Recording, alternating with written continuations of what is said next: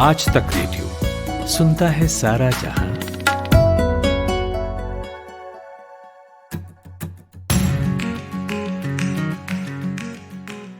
अमेरिकी राष्ट्रपति Donald Trump के सामने दूसरी बार चुनाव जीतने की चुनौती है। वहीं उनके सलाहकार एक के बाद एक जेल जा रहे हैं। अब उनके सबसे बड़े रणनीतिकार रहे स्टीव बैनन एक आर्थिक गड़बड़ी में जेल भेजे गए हैं। नमस्कार, मैं नितिन ठाकुर हूं। पॉडकास्ट में आपका स्वागत है। स्टीव बैनन के गिरफ्तार होते ही अमेरिकी मीडिया समेत पूरे यूरोप में चर्चा छिड़ गई है। स्टीव बैनन महज पॉलिटिकल स्ट्रेटेजिस्ट नहीं हैं, बल्कि अमेरिका की धुर दक्षिणपंथी सियासत के सबसे बड़े महारथी हैं। वो ही थे जिन्होंने ट्रंप की चुनावी कमान संभाली थी और चुनाव जीतने के बाद व्हाइट हाउस में 7 महीने तक बतौर चीफ स्ट्रेटेजिस्ट भी रहे थे।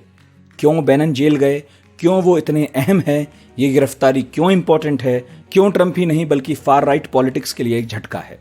मैंने वरिष्ठ पत्रकार प्रकाश केरे से बात की। प्रकाश दशकों से अमेरिकी राजनीति की ABCD और क ख ग देखते समझते रहे हैं। उनसे पूछा कि क्यों बैनन का जेल जाना ट्रंप के लिए झटका है, क्योंकि ट्रंप के तो और भी सलाहकार जेल गए हैं। एक तो सबसे बड़ी चीज इसमें यह है कि ठीक चुनाव से कुछ दिन पहले ये जो घटनाक्रम हुआ है, तो जाहिर है कि जैसे आप स्टीव बैनन के बारे में बात कर रहे हैं, उसी तरीके से अमेरिका में भी बात हो रही है। तो फिर वो बहुत सारी बातें निकलेंगी कि इनका ट्रंप के साथ क्या एसोसिएशन रहा है, इनकी ट्रंप की राजनीति के साथ क्या एसोसिएशन रहा है, बैनन की खुद की अपनी गतिविधियां क्या रही हैं। तो बहुत सारी बातें निकलेंगी। तो जितना भी विवादास्पद पहलू है, जिस पर पिछले कुछ सालों से लगातार चर्चा होती रही है, कैम्ब्रिज एनालिटिका का मामला हो या फार राइट पॉलिटिक्स को फॉरवर्ड करने की बात हो, अमेरिकी सोसाइटी में इस तरीके के नैरेटिव डालने की बात हो जिससे कि सोसाइटी में दरारें पड़े, तो निश्चित रूप से ट्रंप कैंपेन के लिए ये एक झटका है। स्टीव बैनन की ट्रंप की जीत में क्या भूमिका है? हम तो कह रहे हैं वो चाणक्य थे, ठीक कह रहे हैं क्या? एक तो हमें ये समझना चाहिए कि स्टीव बैनन बहुत दिनों से, और खुद वो भी कहते रहे हैं, और जो लोग स्टीव बैनन को या अमेरिकी पॉलिटिक्स को देख रहे हैं वो भी कहते रहे हैं कि स्टीव बैनन लगातार इस कोशिश में थे कि अमेरिकी पॉलिटिक्स को फार राइट पॉलिटिक्स, जो कि खुद वो उसके लिए टर्म देते हैं ऑल्ट राइट, अल्टरनेटिव राइट, जी, उसकी तरफ हम ले जाएं, इसकी वो कोशिश लगातार करते रहे थे। और वो किस तरीके से new media, new technology, social media, इन सब के थ्रू ऑपरेट करे, इसके लिए वो लगातार कोशिश में थे। और इसका एक मुजाहरा जो हुआ था जब उन्होंने सारा पैलिन के कैंडिडेचर के लिए काम किया था और उनके कैंपेन को सस्टेन किया था, जब वो रिपब्लिकन पार्टी से वाइस प्रेसिडेंशियल कैंडिडेट थी, जॉन मैकेन के टाइम में, ओबामा के पहले कार्यकाल में प्रतिद्वंदिता कर रहे थे जॉन मैकेन, उनकी सहयोगी बनी थी, उनकी उपराष्ट्रपति पद के साथ दावेदारी थी। वहां से बैनन की पॉलिटिकल यात्रा ऑफिशियली शुरू होती है। और उसके बाद, और ये उस समय की बात है जब आप दूर दूर तक ये अनुमान नहीं लगा सकते थे कि ट्रंप जो है आगे किसी चुनाव में चुनाव लड़ेंगे। और बैनन सारा पैलिन को सपोर्ट करते हैं। उसके बाद लगातार वो इस तरीके के डॉक्यूमेंट्रीज बनाते हैं, इस तरीके के लेख लिखते हैं, इस तरीके के प्रोजेक्ट्स पे काम करते हैं। और अंततः जो है वो ब्रिटबार्ट नाम की वेबसाइट के मुखिया बनते हैं, जब उनके मालिक और उसके जो फाउंडिंग एडिटर थे उनका देहांत हो जाता है उसके बाद। और वो सिस्टमेटिकली उन्होंने उस राजनीति को प्रोपगेट करने के लिए, फार राइट की राजनीति को प्रोपगेट करने के लिए उस प्लेटफॉर्म का यूज किया। और जैसा कहते हैं कि बहुत तरीके के कनेक्शंस जो थे बैनन के साथ, जैसे रॉजर स्टोन है, जिनके बारे में अभी आपने सुना होगा कि उनकी सजा को माफ कर दिया प्रेसिडेंट ट्रंप ने और वो जेल नहीं भेजे गए हैं। वो भी कैंपेन के चीफ रह चुके हैं, इनके कैंपेन में सहयोगी रह चुके हैं ट्रंप के। और वो प्रेसिडेंट निक्सन के टाइम से वाशिंगटन की डर्टी ट्रिक्स पॉलिटिक्स में, उनको डर्टी ट्रिकस्टर कहा जाता है। और वो खुद कहते हैं कि मुझे ये संज्ञा दी जाती है तो मुझे अच्छा लगता है, क्योंकि इसका मतलब ये हुआ कि मैंने कुछ हासिल किया है। रोजर स्टोन से बैनन की बहुत पुरानी दोस्ती है। एक और कैंपेन चीफ जो थे स्टीव बैनन के कैंपेन चीफ बनने से पहले, मानाफोर्ट, जो अभी जेल में है, उनसे भी संपर्क था, और रोजर स्टोन और मैनाफोर्ट जो है वो साथ में कंपनी भी चलाते थे। इसके बाद कोहेन जो वकील थे, जो खुद जेल में है, और अब वो फेडरल ब्यूरो जो वहाँ FBI वगैरह जो भी इन्वेस्टिगेटिंग एजेंसीज हैं, उसके वो अप्रूवर बन गए हैं ट्रम्प के खिलाफ गवाही देने के लिए। तो वो कोहेन भी, तो ये पूरा का पूरा जो काफिला है, ये 8-10 लोगों का, ये बहुत लंबे समय से ट्रम्प से पर्सनली जुड़ा हुआ था। और बाद में जब ट्रम्प ने प्रेसिडेंशियल कैंडिडेचर की घोषणा की, तो फिर ये सारे लोग उसमें लग गए। और निश्चित रूप से इस तरीके से स्टीव बैनन को मैं तो कहूंगा कि चाणक्य से भी आगे बढ़ के अगर कोई संज्ञा हो सकती है, कि क्योंकि देखिए आप तो मैकियावेली के आसपास कहीं ले आए, चाणक्य तो फिर भी ठीक ठाक है। क्योंकि मैं इस सेंस में कह रहा हूं कि आप सिर्फ चुनाव स्ट्रेटजी से नहीं जीतते हैं, आपको उस स्ट्रेटजी को एक पॉलिटिकल आधार भी देना होता है। और वो काम स्टीव बैनन ने बहुत ही ऑर्गेनाइज्ड रूप से किया है। आप याद करिए उनका HCL के साथ उनका जुड़ाव, कैम्ब्रिज एनालिटिका के साथ उनका जुड़ाव, और ये तो क्रिस्टोफर वाइली वगैरह का जो पूरा खुलासा हुआ पिछले दिनों, जिसमें भारत तक भी आंच पहुंची उसकी, कैम्ब्रिज एनालिटिका की।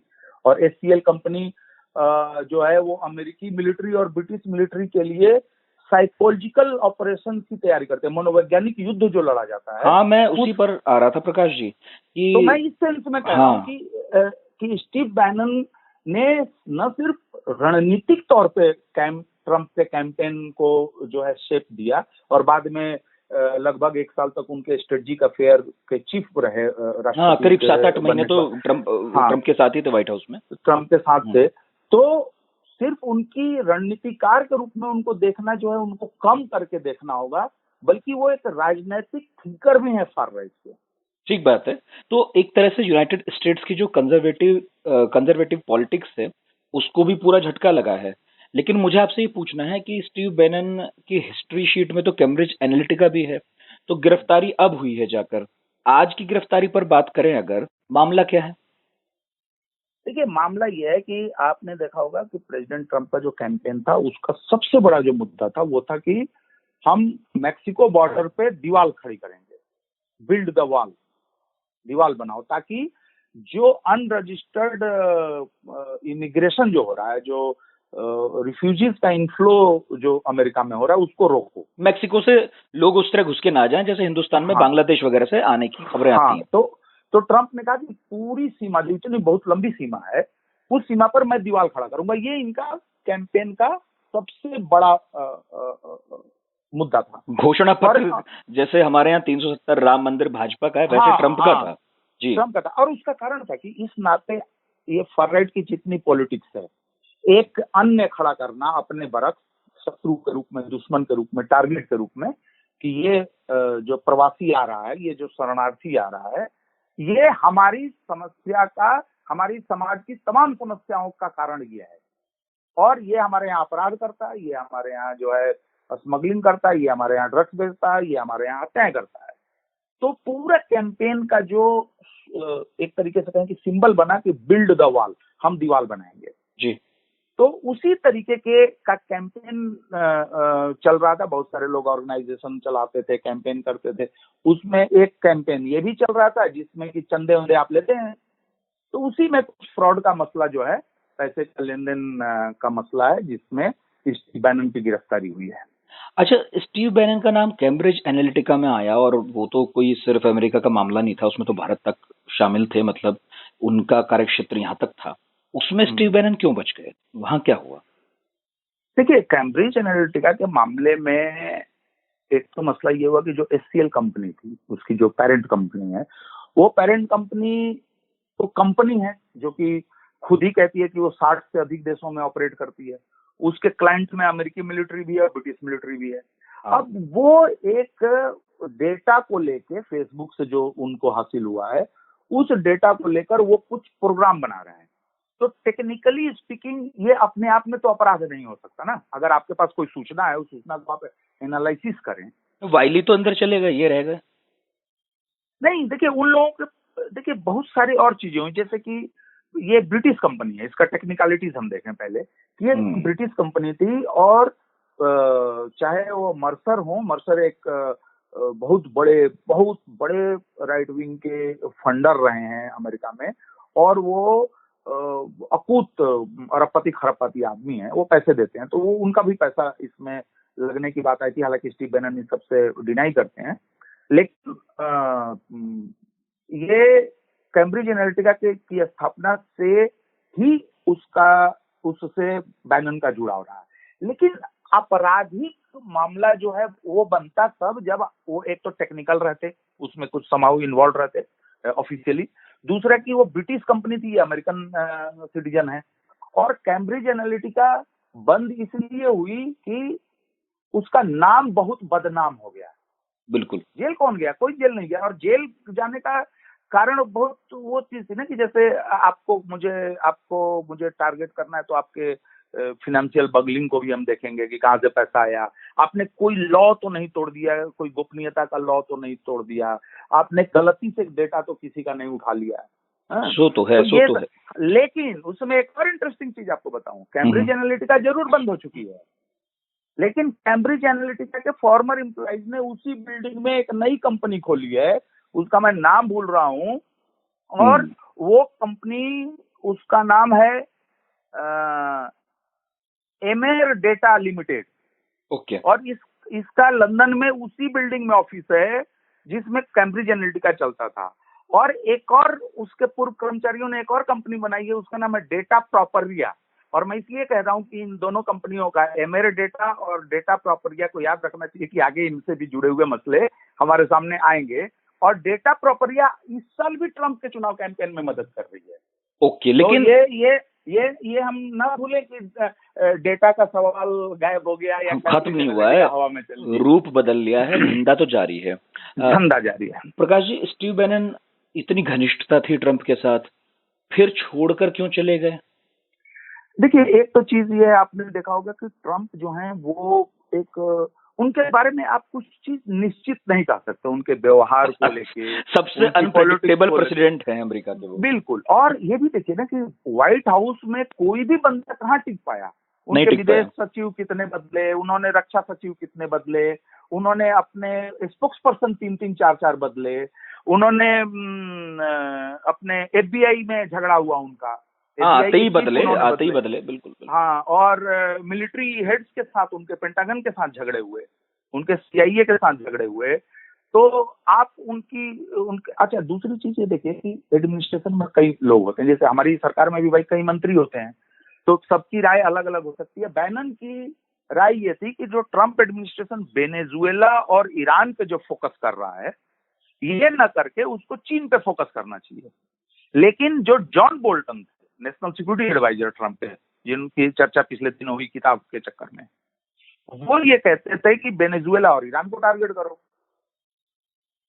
इसी तरीके से अफगानिस्तान का मसला था, अफगानिस्तान से मिलिट्री वापस करने का मसला था, तो बैनन चाहते थे कि इमीडिएटली विड्रॉल हो।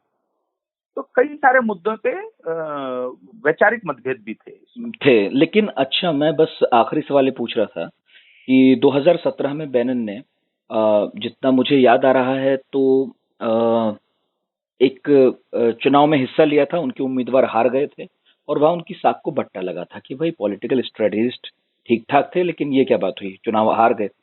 अब क्या स्थिति है कि आप जो मामला देख रहे हैं उसमें उनकी गिरफ्तारी भी हो गई, तो आप समझ रहे हैं, मैं ये कह रहा हूँ कि क्रमशः पतन की ओर हैं क्या बैनन?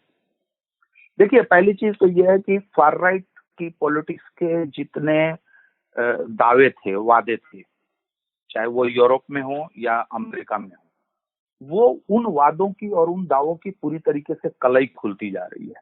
पूरे दुनिया भर में ये हो रहा है जहां भी फार राइट है जी। और वो भले वो सत्ता में रहे, कुछ चुनाव हार जाए, कुछ चुनाव जीत जाए, कुछ सीटें बढ़ा लें, कुछ सीटें घटा लें, ये फिर भी गणित का मसला है।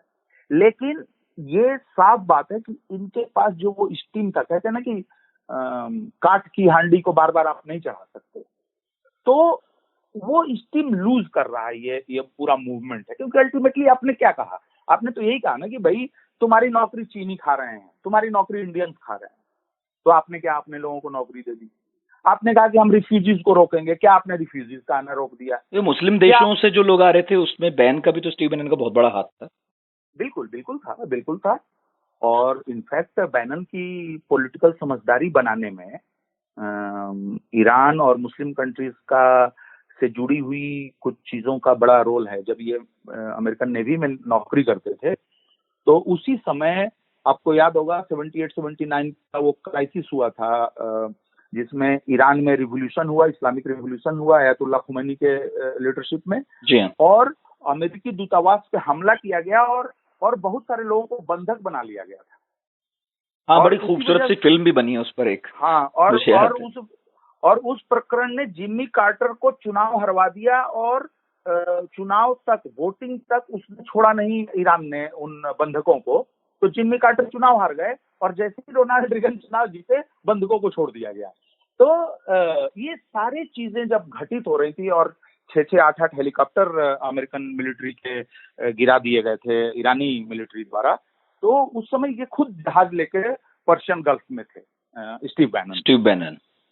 तो वो ये समझ रहे, मतलब उन्होंने खुद भी बात किया कि जो उन अमेरिका को लेके और दुनिया को लेके जो समझदारी बनी है, उसमें उस जगह पे काम करने का और उसके अनुभवों का और बहुत बड़ा उनके दिमाग पे असर रहा है।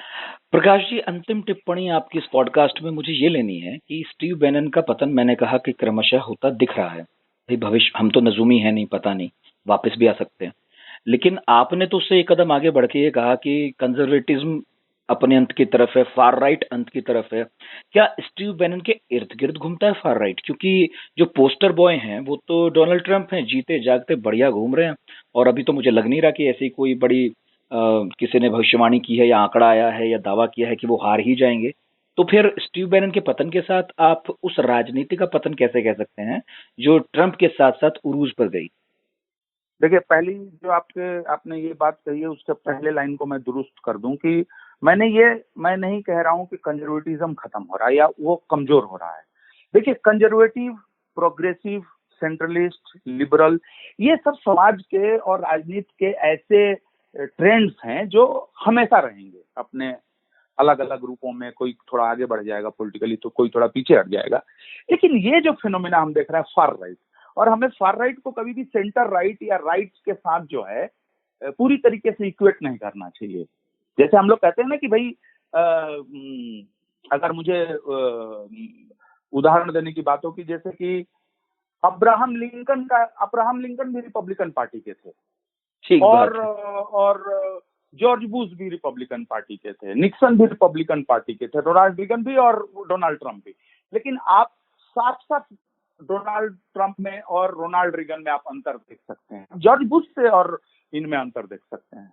आप अटल बिहारी वाजपेयी में और नरेंद्र मोदी में फर्क देख सकते हैं। तो पॉलिटिक्स, राइट विंग होना एक चीज होता है, कंजर्वेटिव होना एक चीज होती है, लेकिन ये जो फार राइट है, ये असल में क्या है कि फ्रिंज की कुछ ताकतें जो बहुत ज्यादा रेसिस्ट हैं, जो बहुत ज्यादा दूसरे को लेके बहुत तरीके के पूर्वाग्रहों से ग्रस्त हैं, ये राजनीति जो है दुनिया के आर्थिक संकट से पैदा हुई स्थितियों पर सवार होकर वो हावी होता हुआ दिख रहा है आपको लोकतांत्रिक दुनिया में। लेकिन उसके पास चूंकि राजनीति नहीं है, चूंकि वो फ्रिंज है, चूंकि वो करप्ट है, करप्ट मतलब मैं पॉलिटिकली करप्ट भी बोल रहा हूँ, क्योंकि उसकी विचारधारा में बहुत तरीके के झोल हैं, विसंगतियां हैं। उसके पास एक लंबा दीर्घकालिक दुनिया के लिए विश्व दृष्टि नहीं है। इस वजह से क्या होगा कि वो चढ़ेगा, जैसे फासिज्म के साथ, नाजीज्म के साथ क्या हुआ। हाँ, मुझे वही याद आ रहा था, जैसे आपने जब ये हाँ, बात कहनी शुरू की, मुझे एकदम याद आया कि फासिज्म और नाजिज्म के वक्त भी दुनिया की जो आर्थिक हालत थी, मुझे मालूम नहीं आज से बदतर थी कि बेहतर थी, लेकिन लगभग ऐसी ही थी, और उन्हें बहुत ताकत मिली इससे। और यही चीज है कि देखिए, आप जब आए हैं करके कि मैं रोजगार दूंगा, तो ठीक है भाई, आप कम दीजिए, लेकिन आप दीजिए तो सही, कुछ तो आपको दिखाना। देखिए, आप लिबरल उदारवादी लोकतंत्र की चाहे जितनी शिकायतें कर लें, आप समाजवादी लोकतंत्र की जितनी शिकायतें कर लें, आप जो है राइट विंग लोकतंत्रों की चाहे जितनी शिकायत कर लें, लेकिन उन्होंने कुछ तो डिलीवर किया, कुछ तो दिया है। कम दिया, उम्मीद से कम दिया होगा, लेकिन फार राइट की पॉलिटिक्स जो पिछले अब तो लगभग हम मान के चलें कि 10 साल हो गया है पूरे यूरोप पूरी में दुनिया में और जगहों पे, पूरी दुनिया में। तो अब आप मान लीजिए कि आपके फिलीपींस में दूरदर्शी हैं, तो वो बताएं। हमारे यहाँ प्राइम मिनिस्टर मोदी का दूसरा कार्यकाल चल रहा है, ये रिकॉर्ड अपना दिखाएं, प्रेसिडेंट ट्रंप अपना रिकॉर्ड दिखाएं, बोरिस जॉनसन अपना दिखाएं, हंगरी का ओरबान दिखाएं। तो आप जब डेटा शीट लेके बैठेंगे तो आप देखेंगे कि इनके पास अचीवमेंट नहीं है। इसीलिए ये बार बार उन्हीं कोर पॉलिटिक्स पे लौटते हैं अपने, जो इनकी असली ताकत जहां से मिलती है, जहां पे ये आप में हम में फर्क करके जो मोबिलाइजेशन करते हैं, ये समाज को जो ध्रुवीकरण करते हैं, ये बार बार वहीं लौटते हैं। और वो एक जनरेशन 2 जनरेशन तक आप किसी को बेवकूफ बना सकते हैं। आप you can't go and on and on and on. इसीलिए आप देखेंगे कि पिछले साल जब हम लोकसभा के लिए वोट जिस दिन डाल रहे थे, 23 मई को हमारा चुनाव था, अगर मैं सही हूं तो, या रिजल्ट आ रहा था 23 मई को। 23 मई के दिन ही यूरोपियन यूनियन के पार्लियामेंट के लिए इलेक्शंस हो रहे थे, और उसमें फार राइट के ग्रुप्स को बहुत अपेक्षा से बहुत कम सीटें आई हैं। और आज देख रहे हैं कि ट्रंप खुद आज संकट में है, मतलब पॉलिटिकली भी संकट में है। ये तमाम तामझाम से तो संकट उनका गहरा हो रहा है, लेकिन ऑलरेडी वो, आप ये समझिए कि 1932 के बाद से ट्रंप अमेरिकी इतिहास के एकमात्र राष्ट्रपति हैं जो कभी भी जिनका अप्रूवल रेट 50 और 50% से ऊपर गया ही नहीं है। ये तो है। तो मैं समझता हूँ कि फार राइट की पॉलिटिक्स के लिए अब बहुत ज्यादा जमीन नहीं है, और हम इनका पतन लगातार अब लगातार आप पतन ही देखें। बहुत शुक्रिया प्रकाश जी इस बातचीत के लिए। अमेरिकी चुनाव अब इस गिरफ्तारी के बाद और भी दिलचस्प हो गए हैं। देखते हैं कि धुर दक्षिणपंथी राजनीति के सबसे बड़े पोस्टर बॉय की गिरफ्तारी अमेरिकी सियासत पर क्या असर डालती है।